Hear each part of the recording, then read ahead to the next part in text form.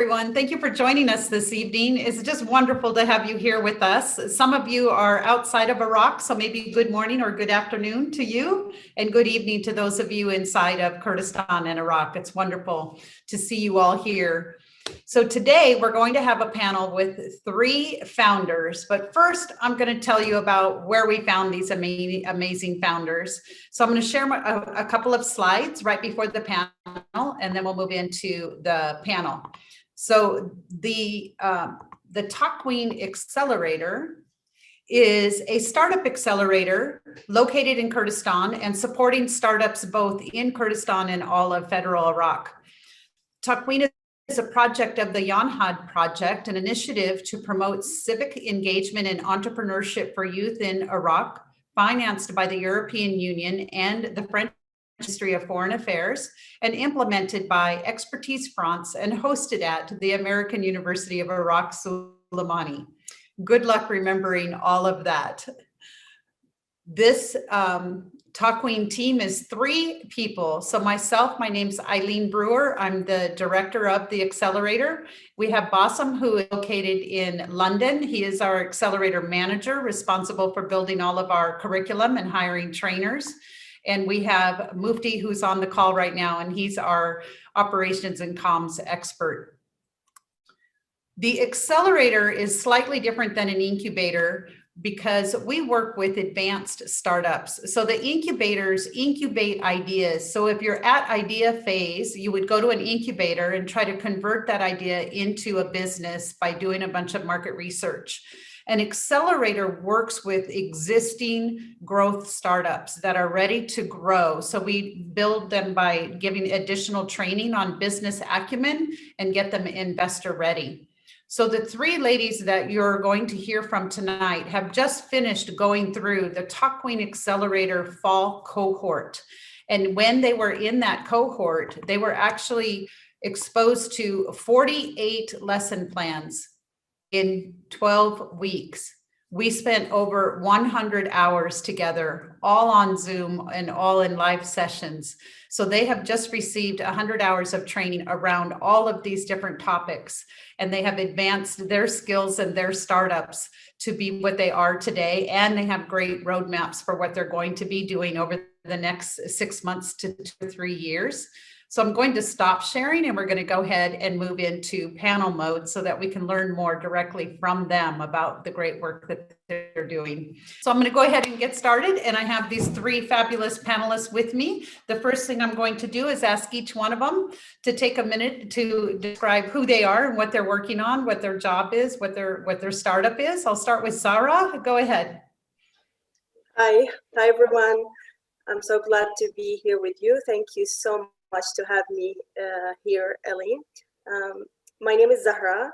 I study electrical engineer, and I'm the founder of Fixit, which is the application to provide maintenance easily and speedy maintenance services for homes and businesses.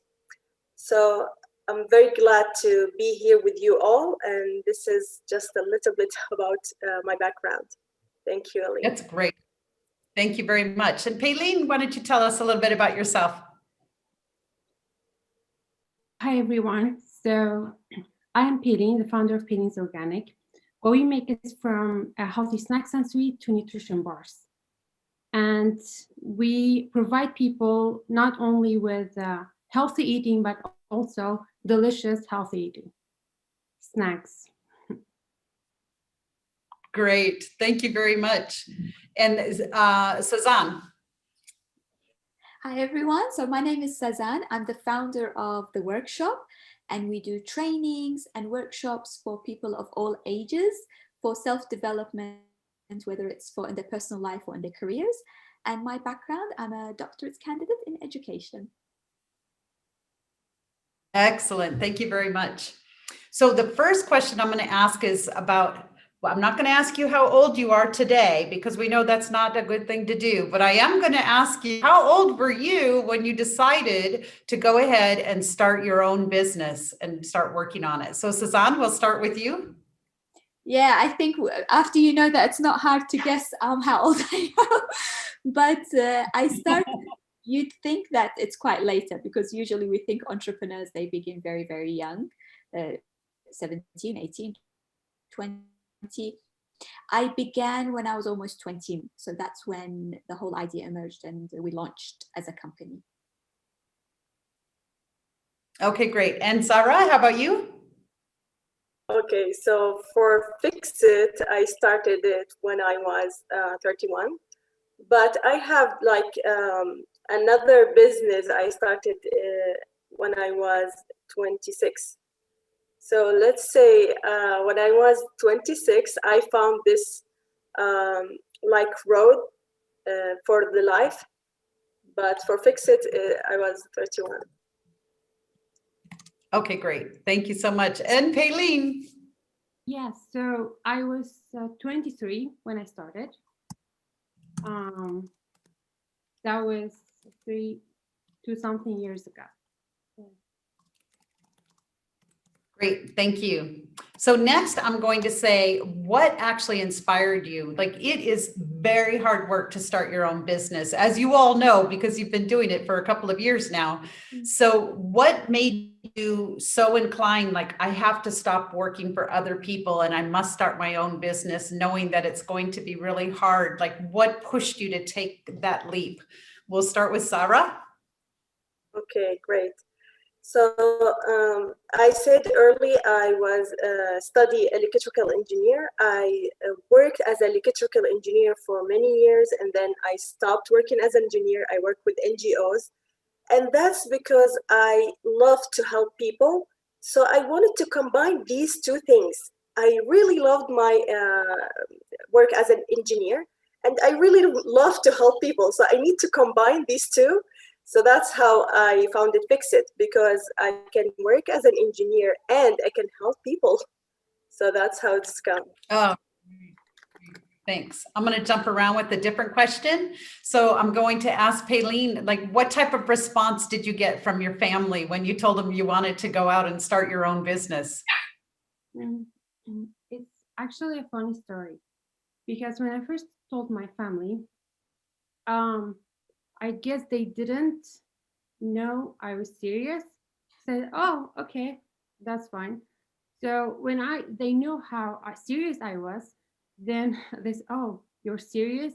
They said something like, oh, it's too hard, you can't do it.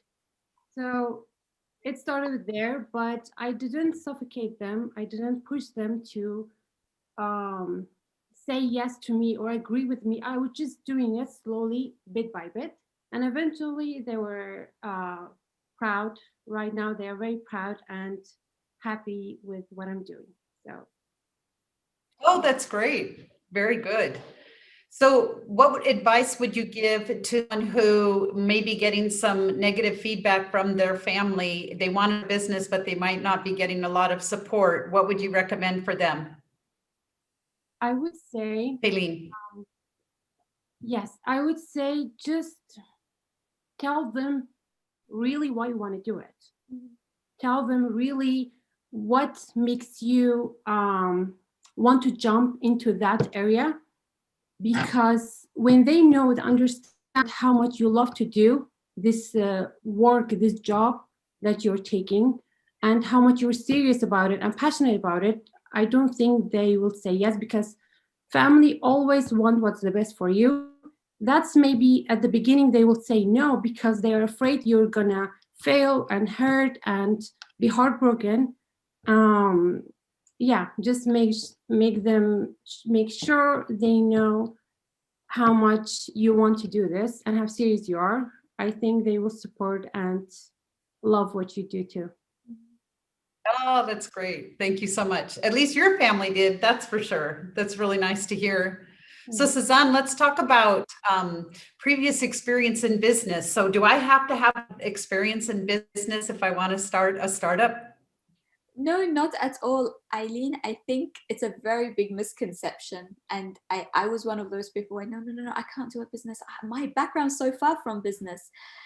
But it's when you start is when you begin to learn. So I had obviously no experience whatsoever in business background, and you'd know because I spoke about that in the TAKWEEN when we were doing some of the workshops. So no, you don't, and I think with time you pick it up and you learn it along the way. And what do you wish that you actually knew 2 years ago? I wish I knew that it's all normal. Everything that happens to you is normal. It's okay to feel you want to close down. It's okay to feel you can't do it. It's okay to feel overwhelmed and tired. It's okay that it's not what you expected. It's all part of the whole idea of being an entrepreneur or having your own startup, and just accepting that it's okay not to be overwhelmed, because sometimes if you don't take that approach, mentally it does take a toll on you, psychologically as well. Yeah, that's a great point. So Zahra, let's about what were some of the biggest challenges you faced right off in the beginning, and what did you do to overcome them? Okay, great. So I think when I moved to Soleimani before 3 years ago, I was I had leak of network. So I think that was a challenge for me. And then I start to build my network in Soleimani and all Kurdistan, and that's helped me. So that's one of the challenges. And actually the second challenge will be, I'm not speaking Kurdish well, so I'm learning the Kurdish language right now. I'm sure that will be the second challenge for me. But for the business, so the first challenge, like Sazan said, I thought that I have no experience enough to start a business. Then I realized, okay, I don't have to be professional and expert to start a business. I can learn through the whole process.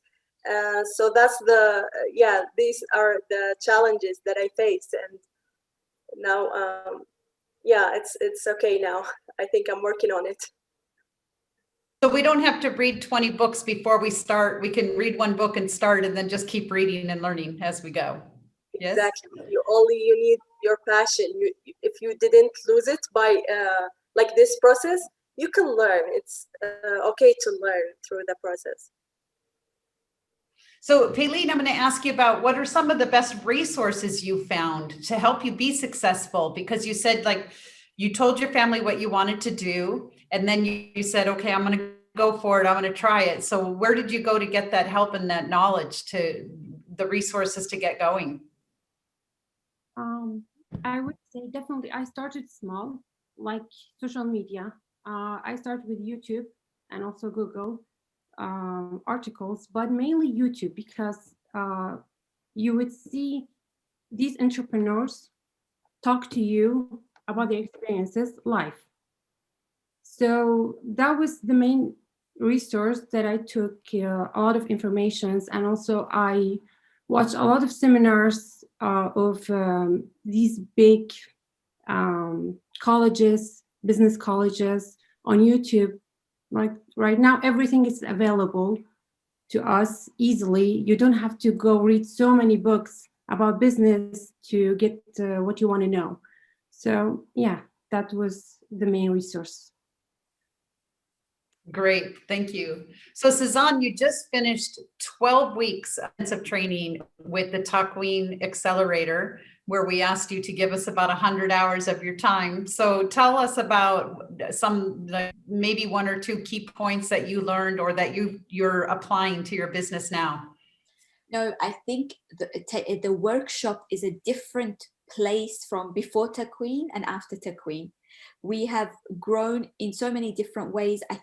The program really put things into perspective. So I always said to my mentors and even my colleagues in the program, I was just someone with lots of passion who wanted to give this passion to the community and turn it into a business. But now, no, I know the planning, I know the financial side, I know how to deal with customers, I know how to analyze the market. There was so much into that program.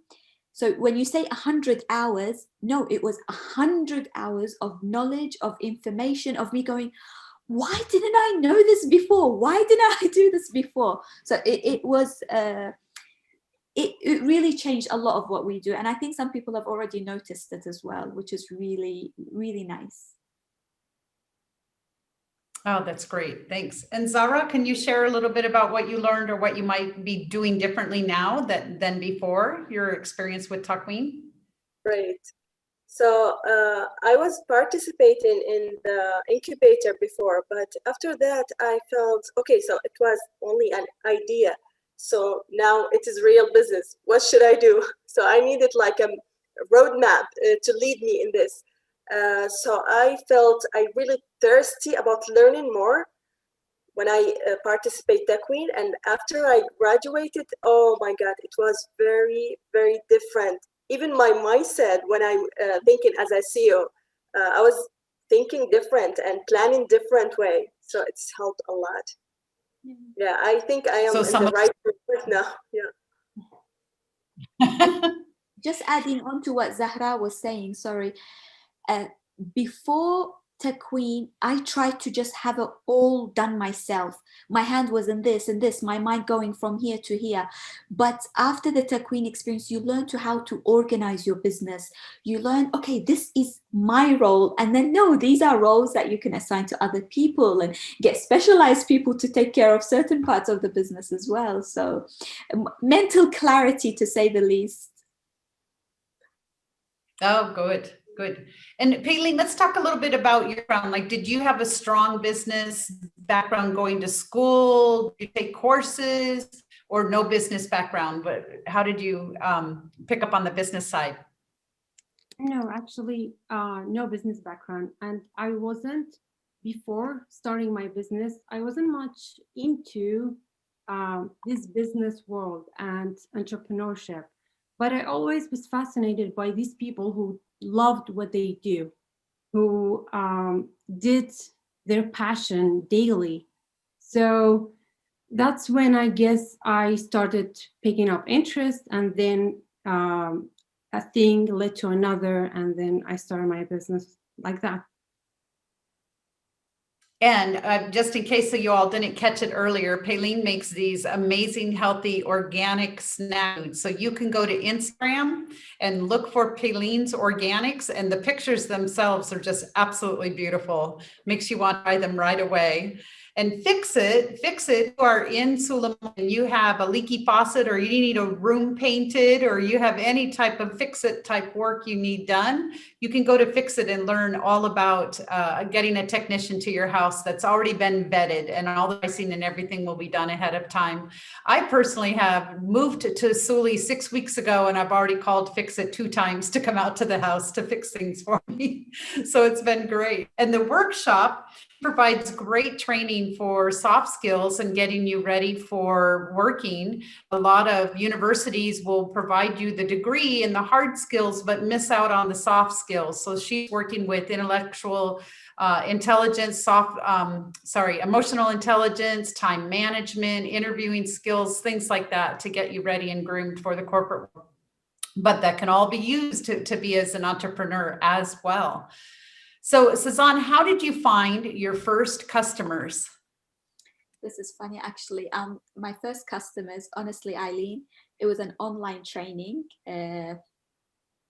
And I signed in, and I realized half of my friends are there, half of my family is there, half of my cousins are there. And it was really nice because it's those cheerleaders that you have, and they know, oh, it's the first time. And it was really, really supportive.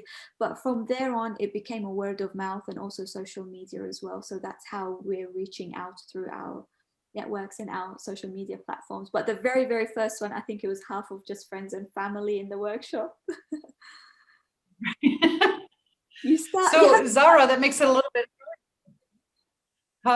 because like if Zahra is providing plumbers and electricians, it's hard to get all your friends and family to need a plumber or an electrician. So let's hear about how did you get your first customers? Yeah, it's the same actually, Ellie. This is funny because my first customer is my friend.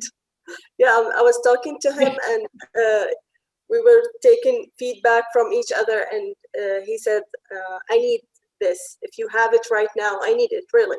So this is my first customer, the friend again. Yeah. Oh, that's great.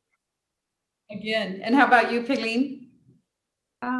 I already started social media account, blogging on Instagram. So my first customers were my followers who were interested in healthy foods and healthy recipes.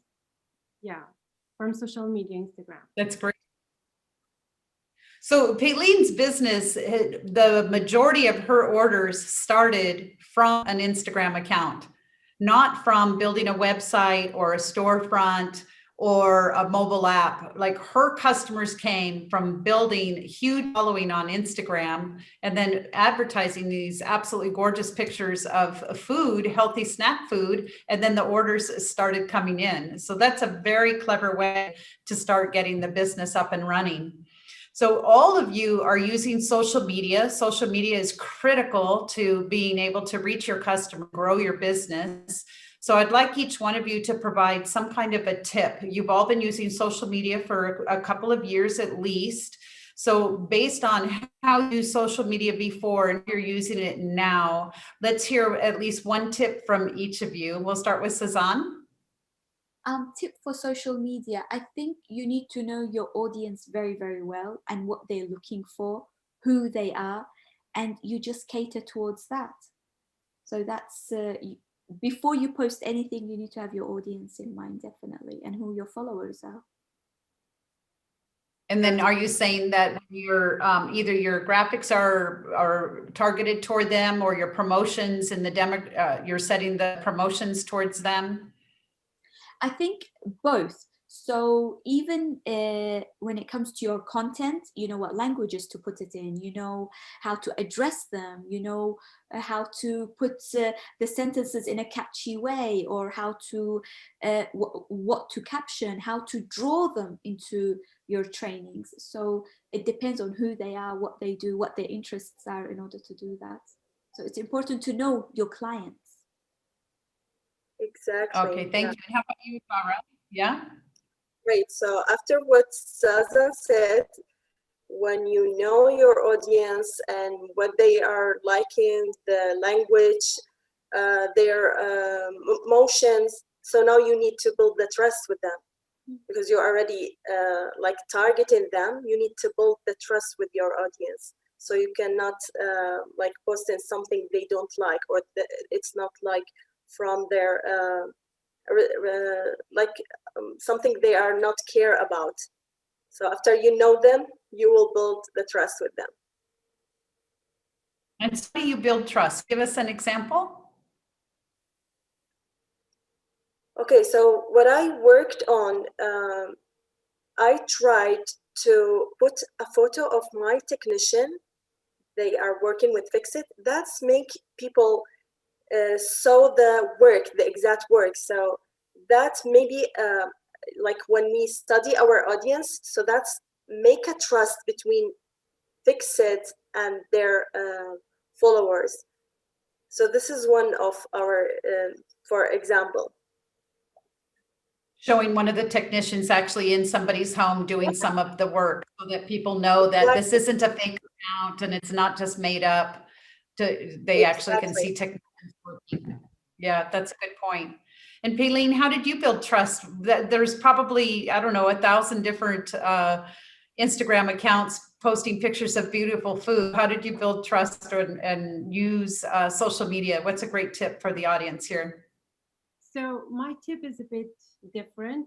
It's about you. It's about what you're interested in and how you see things on your own creative way, because Instagram is a place for creativity. Most likely everything that you see, you're drawn to something creative, whatever that is, small or big. So I would say know what you want and then build something around that. And like that, you will attract people who are the same, who have the same interest as you do.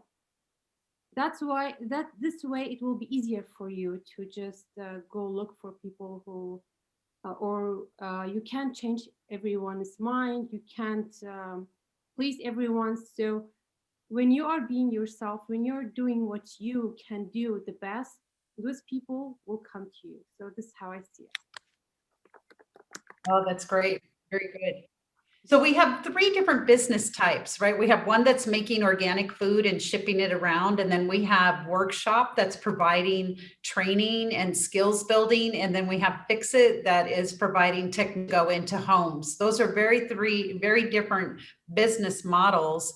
So I'd like to talk about like how much money did you need upfront to start your business? So if we have somebody in the audience that thinks that they need to have money before they start, let's talk about what it takes to get started. Sazan? I believe you don't have to spend a lot. We have this misconception that with a business, you have to start huge. I need hundreds and thousands of dollars to begin. I need investment. No, you just start small within your own little budget, maybe borrow from here, maybe borrow from there to reach that minimum scale. And then you scale up. From my experience, I think that is the ultimate way to go, especially young people in particular. You don't want to be in huge debt and then all of a sudden feel, no, this wasn't right. So begin small. You can always expand, but beginning big, it's more difficult to reverse. So no, you don't need to start huge. I didn't start really big, and I don't think any of the girls did as well. Yeah, how about you, Payleen? Yes, exactly. You don't need much. Definitely you need a little bit to start, and that's it. You can work from there on. What matters is start to jump, I guess. Yeah, definitely. Great. Yes, and how about you, Zara? Yeah. Yeah, I agree with the girls. So start small, and even if you have the money, do not spend it soon. You need to plan it well and spend it in the right time, in the right, you need to put the right budget. So start small. And we're known to be Great. stingy when we begin entrepreneurs. You're always thinking, is this worth it? Do I spend on this? Do I not? And I think many of my friends who have started businesses, you've become very wary of how you spend your money because you've worked hard for it and you've earned it, and now you want to put it into something you're passionate about. Right, it's a try and error, Right. right? I agree. Exactly.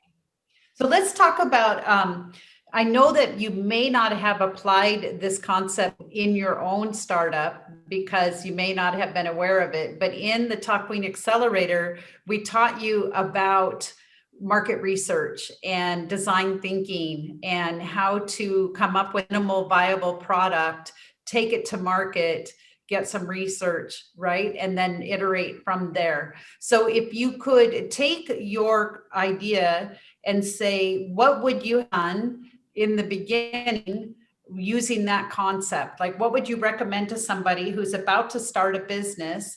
Like, how should they approach the minimal viable product and some market research? Let's give them some tangible things they can walk away with. We'll start with you, Zara. Right.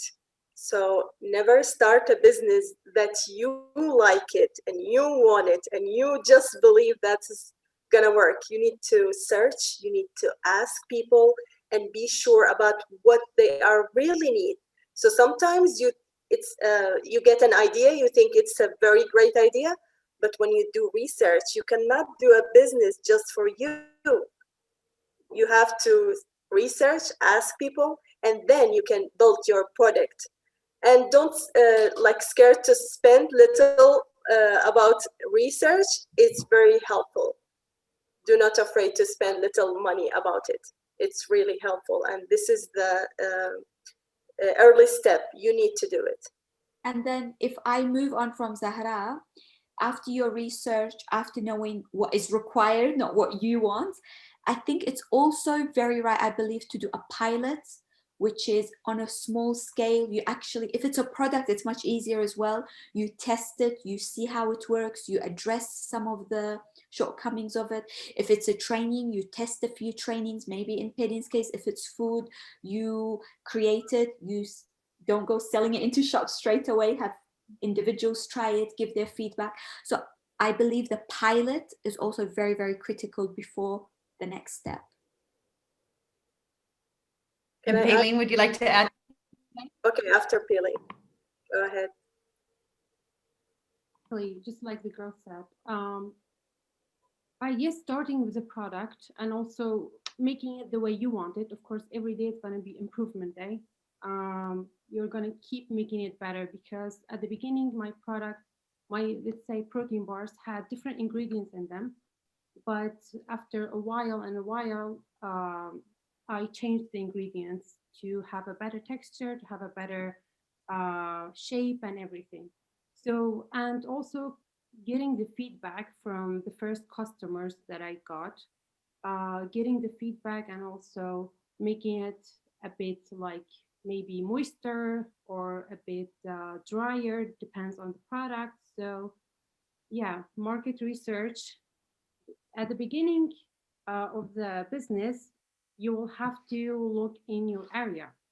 If there is businesses like yours, you'll have to look what they're doing to take maybe something from the experiences. But if not, if there's nothing, you can. I looked around everywhere in Kurdistan and I found some businesses, but they were not similar as mine. So I went to look around everywhere in the world and see their packaging, see how they sell it and promote it and everything like that. Then I started slowly. Depends. It only like it depends on you and how you see your product and how and the types of product, and then selling it step by step to your customers. Great, thank you. Zara, did you want to add anything to this? Yeah, it's important point. So the research in the start is very important, but the research is not stopped after that.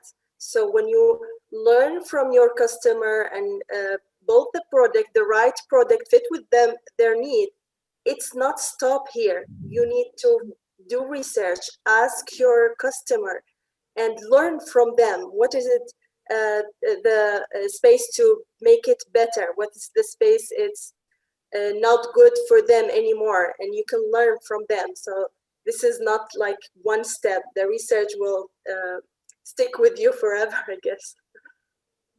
Forever. We kind of built it into the TAKWEEN program and drummed it in to keep doing research over and over. So let's talk a little bit about the word failure.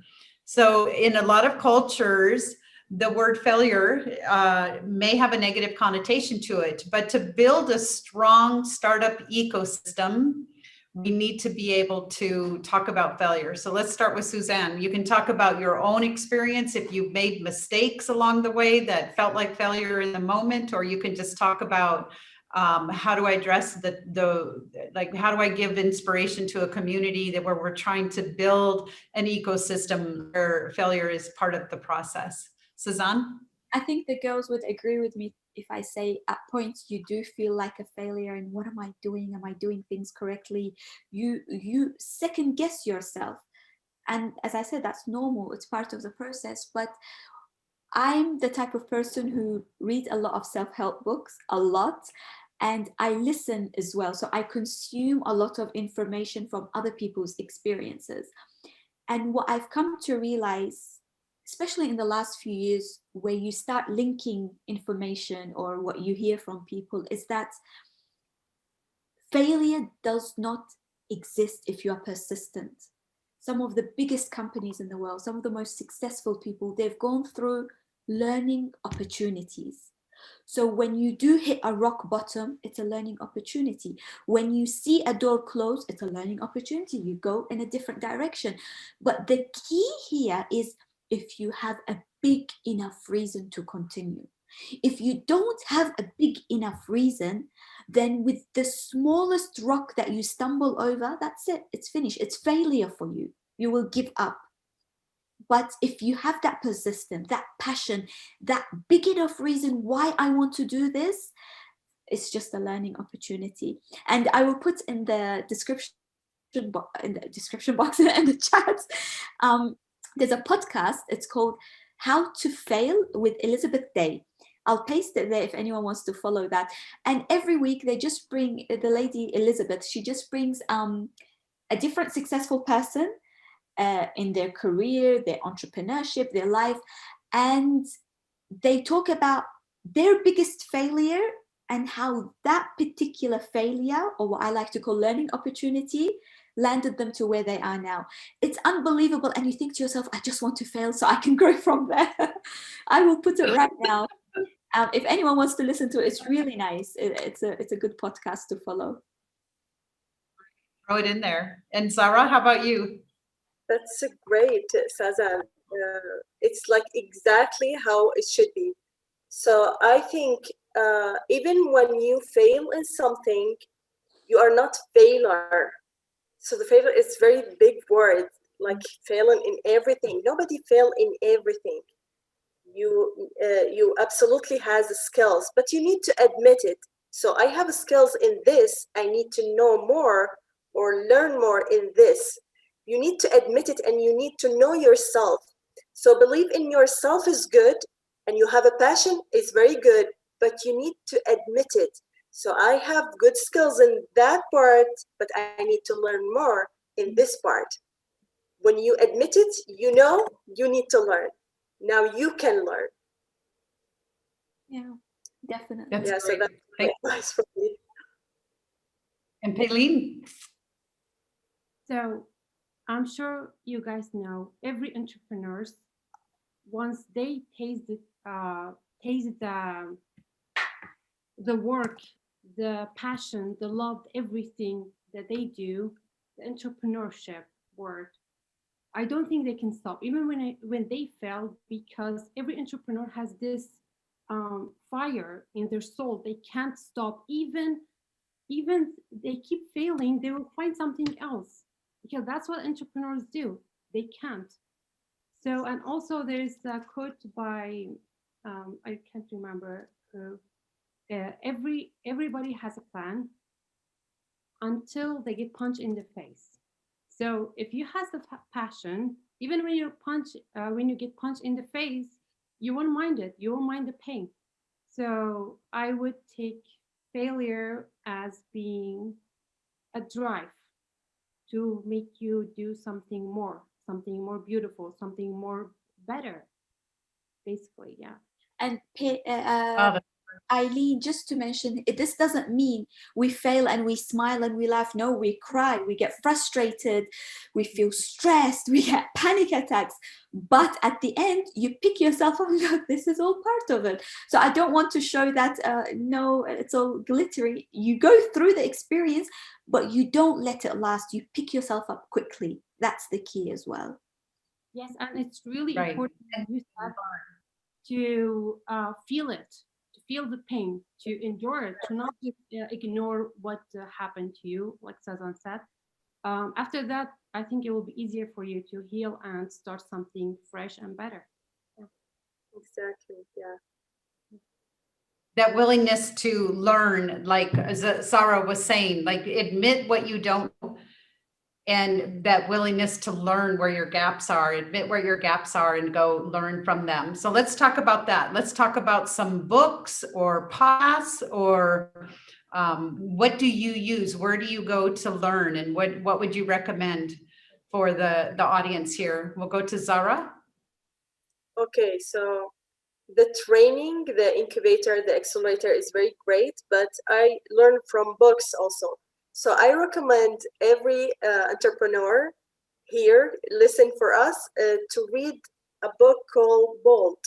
It's by Peter Diamandis.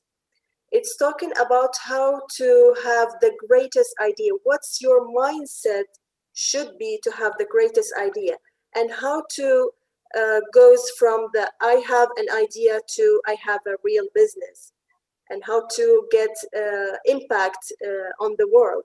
So it's a very great book from my opinion, and I really recommend all the entrepreneurs to read it. Should I That's put great. the Thank you. Yeah. Yep. Go ahead and put in the chat. That would be great. Payleen, and what do you recommend? Ironically, I don't read business books, but I love to read people's life, like the entrepreneurs and the business owners, like the big names, Steve Jobs, Elon Musk, Gary Vaynerchuk, Gary V. So I think there's so many videos and articles about their life. I read that and take a lot from what they've been through and how they stood up again against all the no's and against all the fails. So I think that has been teaching me until now. That's so autobiographies of successful entrepreneurs. Yes. Yes. And Sazan, how about you? What are you reading, watching, or where do you get some of that inspiration? Yeah, I'm a mom of two, so reading for me is not as easy as it once was.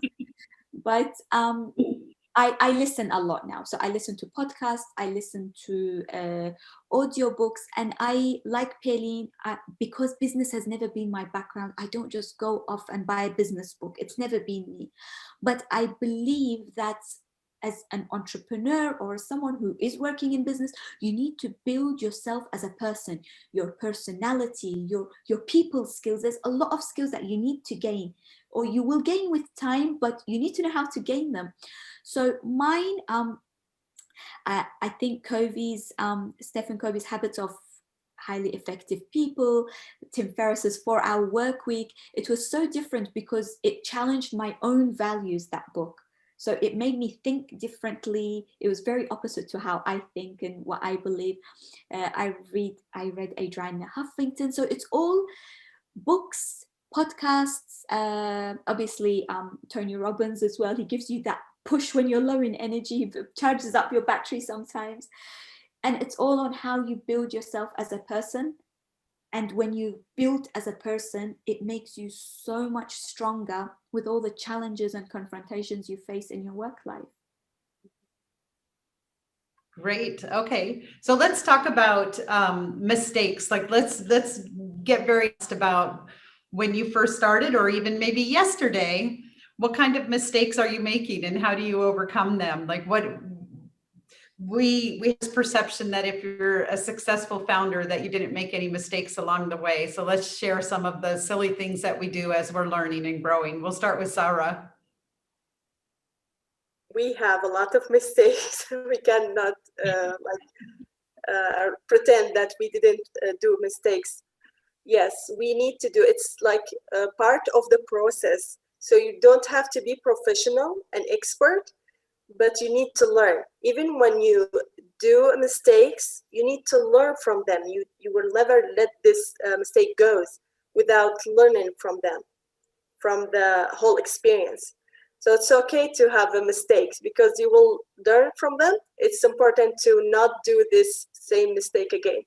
But it's okay. Do not afraid from making mistakes. It's very normal. Only you need to learn from these mistakes. Are you willing to admit one of the mistakes that you've made? Whoa, a lot, yeah. I would say maybe, so when I started, I wasn't really understand why we should do research. I found, no, it's okay. I know people need this. But someone from my trainer said, okay, this is what you need. You cannot build a business because you need it. You need to make sure people are need this. If you need it, you should like call someone and hire someone, and that's all. But if people need it, you need to ask them. You are not building a product for yourself or your family. So after that, I realized, okay, the research is really important to start a business. You cannot do the business just for yourself. That's right, there you go. And Sazan, one of your mistakes along the way? I do mistakes all the time. I did it. I still do it to this very day. But as Zahra said, how else am I supposed to know?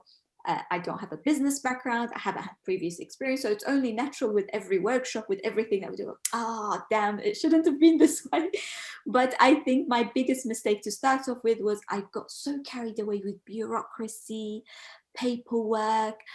I tried to do everything all at once. So I think a lot of the tips that I've given, and maybe the girls as well, throughout this panel is based on the mistakes that we did as well. So just don't do it all at once. You don't need to do it all at once. It doesn't all have to be perfect the first time. It's okay if paperwork doesn't go well. It's okay if you don't have the best website. So it's yeah, a lot of factors. If time goes back, obviously I wouldn't repeat them, but I had to go through it to learn it the hard way. Right. Faylene, would you like to admit one of your mistakes? Yes, like the girl said, there's so many mistakes. I don't even know where to begin. So, but I am not so afraid of mistakes. We all learn from them. But mine was, my business would get many opportunities, but I would say, no, I need to learn more of it. Then I can do this thing. I would get so many things coming into my way, my business, and I would say, no, it's not ready. My business is not ready. I need to keep improving it. Then I can do this and this. So yeah, that was my mistake. And I would tell anyone, any entrepreneurs, just do it. Don't be afraid of you being not ready, because along the way you will be. So it doesn't matter really. Yeah, an entrepreneur. That's really mine as well. Sorry, Eileen. She's a successful entrepreneur, and we were just discussing. She's like, you know what? Just do it. And I remember that just do it words. Yes, it's as easy as that. Just do it. So I heard that from, in fact, two of very, very close friends of mine before this even started. And it's words that you can just repeat to yourself over and over. What could you lose? Just do it. Yeah. Oh, wow.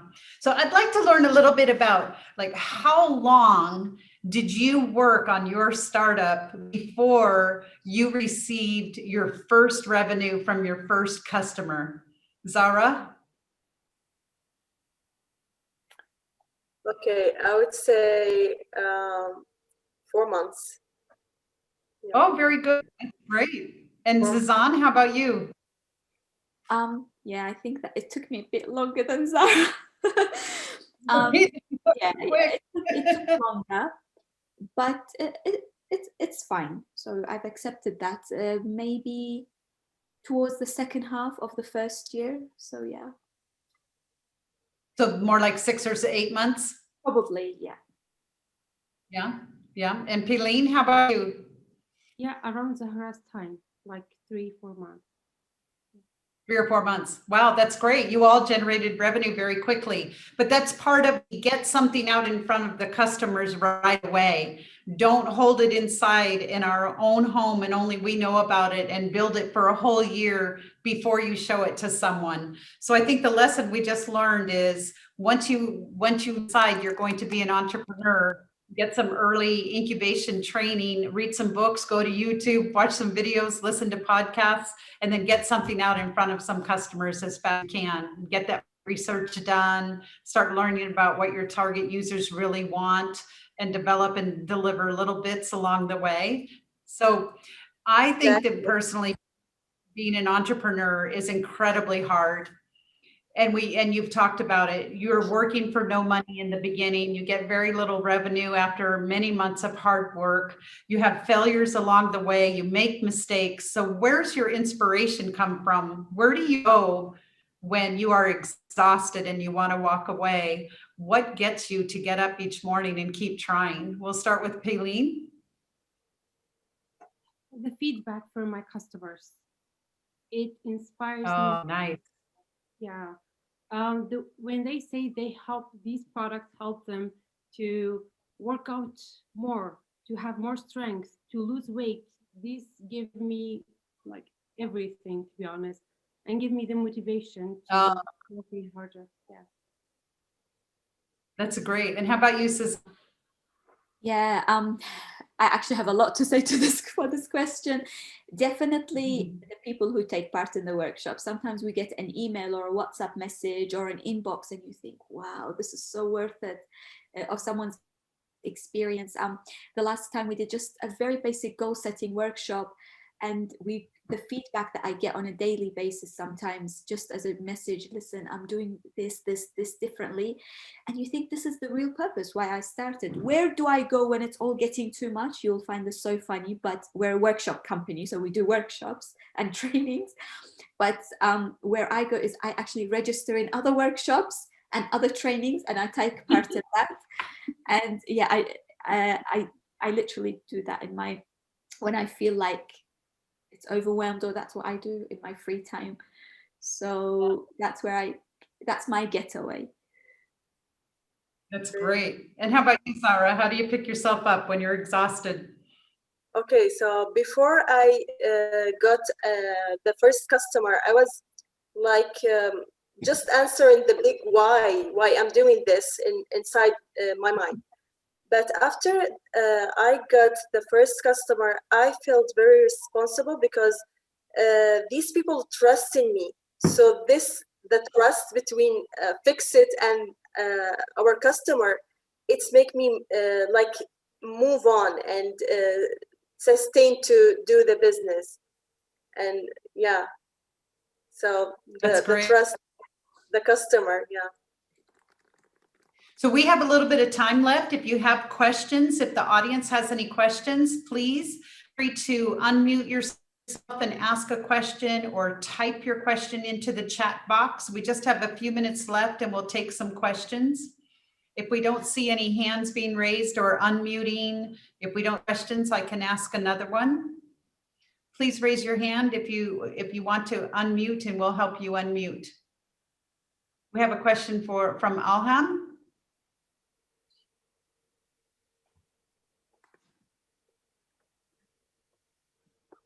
Where did Alham go? I just saw. And all the squares moved. Nope, they disappeared completely. They were just there. No, there you are. Alham, would you please go ahead and ask your question? Ilham? I think they can unmute themselves, no? Yes, they're unmuted. Okay. To another founder, to you girls, can I ask a question? Yes. Yes, that'd be great. Okay. So when did you know it was the right time? Timing is really important. Yeah. So when you know it was the right time for you? Wow, this is a very good question. Okay, so when I like had the feeling to start this business, there was no application in Iraq providing maintenance services.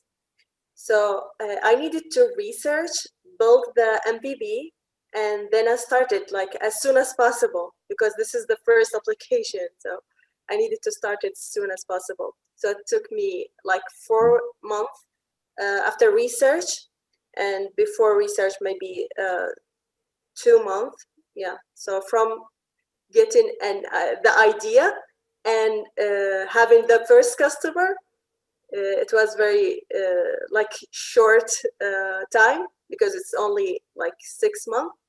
So you needed to start it like as soon as possible, I guess. You don't have to plan the whole year and make everything perfect. Like Sazan said, yes, you can start simple. Yes, and how about you, Sazan? Yeah, the idea came to me. I discussed it with some people, and I remember a friend of mine, she said, you know what, if you don't do it and you're procrastinating on your idea, someone else is just going to go out and do it instead of you. And yeah, and that's exactly true. You have the idea, there's no point just sleeping over it over and over again. Start somewhere. Yeah. I don't know what it was that sparked me, and that's what I liked about your question, because I can't remember, but I know it didn't take long from initiating the idea to the implementation. I remember right then and there I started looking into Facebook pages and trying to get a name and everything. Yeah. Wow, great. What about you, So, Kelly? Let's reverse the question. So can you answer the question? How did you know when it was time? Like Sazan said, I had an idea and I had to execute it before someone else has it and does something about it. Yeah, there's a book called Big Magic. I don't know if you guys read it. Elizabeth Gilbert, yeah. Yeah, so when she talks about having an idea to write a book, then she didn't do it. Then a colleague that she didn't know, but was in the business like writing, she had an idea, same idea, but she did it. So her idea passed to someone else. That sucks. When you have an idea and you love to work on it, but then you, after maybe 6 months or a year or two, see someone else do it and being so successful, then you will be like, why the hell didn't I start? Why the hell didn't I do it? So yeah, that's. So we're at the top of the hour and we're going to have to close now, but I do have a couple of questions. So I'm going to ask very quickly concerning Fix It. Does Zahra hire people in her business, or she calls them when people need something to be fixed? So Yeah. how are your technicians? We have a contract with them, like we are hiring them. So it's very well planned and we vet them. So to ensure that we deliver the right value that we promise our customer. So we hired them with very long process actually. So it's not easy to be a technician in Fix It, because we need to make sure to deliver the values that we promised our customer to deliver. Great. So I have one question I'm going to ask all three of you, and you're going to answer either with yes or no, and you're all going to answer at the exact same time. So as soon as I ask the question, you all three are either going to say yes or no. Are you ready? Okay. Okay, ready? Audience question. Can we start to work for our dreams with little budget? Yes. Yes. Yes, sure. Great answer. Okay, and then another question came up: how to catch appropriate chance when it comes to you? And the answer would be? Just do it. Just go for Just it. do it. Exactly. I'm sure like these are like Nike slogans or something, Adidas or Nike, but just start. Just do it. Yeah. Right? If you hear it, if you know the chance. And then here's another one. If your business is in social media, is it necessary to show your face to build trust?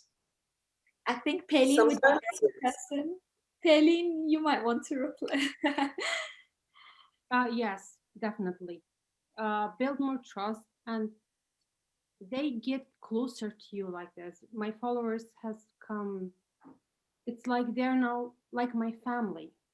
They send me messages and voice messages about their family and how their mom talked about my products when they saw me somewhere. I don't know. It just better connection. Yeah, definitely. Great, thank you. Just on that question, just a little bit. It's the audience like to know the heart and soul and mind behind a project. And as people were curious, for example, when I saw Pelin's organic, I was a customer or a fan, if you like to put it, a follower. And I always was curious to know who's this. And it makes you closer to the service and the product when you know the individual behind it. Obviously it's not a must, but I think it really does get you closer to your audience, definitely. Important. That's yeah. great. Yeah, great advice. Great advice from all of you. Unfortunately, we're going to have to wrap the panel now, but I just want to thank you all for giving us an hour of your time this evening, to both the founders and to everybody in the audience. It's been a pleasure to get to know each of one of you a little bit more. And I hope that everyone in the audience had an opportunity to learn something today. And go, if you are a startup and you have been running for a couple of years and you have a little bit of revenue that you're generating and you're ready to grow, please go to the TAKWEEN Accelerator social media and websites. It's called apply.takweenaccelerator.com. Our applications are open right now for our spring cohort, where we'll be bringing in a whole new batch of startups. So thank you all for being with us tonight, and I hope you have a wonderful evening. Thank you, ladies, for joining us.